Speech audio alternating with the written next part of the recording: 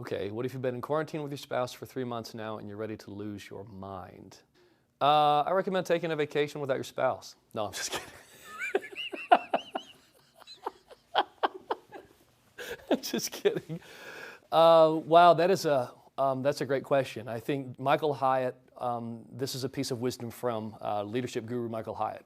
Michael Hyatt said, ask yourself the question in the midst of adversity, what does this make possible? I think for a husband and wife who find themselves in quarantine and they're suddenly in close proximity to one another where they weren't before, and they're suddenly kind of picking up on these little things, little quirks, or these little things that maybe feel a little bit annoying or get on their nerves suddenly, and we don't understand why, where this is coming from. I think we should ask ourselves the question that in this season, what is God doing? What has God made possible in this season? That maybe the reality is God wants to deepen our intimacy with one another, but we don't often understand that God's vehicle for intimacy comes in the form of conflict. That God often uses conflict to deepen intimacy. Conflict is sort of like the jackhammer of the heart. Like it breaks up the hard stuff in our heart. And it deepens the well of love from which we love the people in our life. And I think sometimes we misinterpret conflict.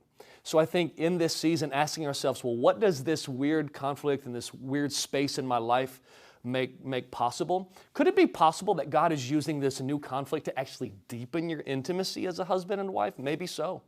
Maybe so.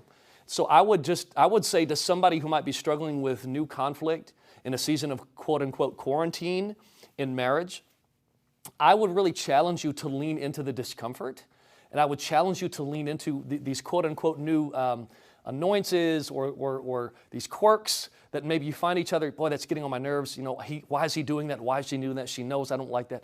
I would lean into it.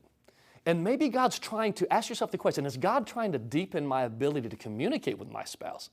Is God trying to show me something good about my spouse I just haven't seen before? Maybe God's just teaching you how to love more richly.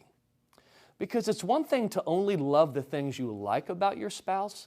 I think true love is proven in the things that maybe are initially challenging for us to love about our spouses. So I think God often uses conflict to usher us into a deeper sense of love. So my advice would be this, don't resist the conflict and lean into the discomfort in this season.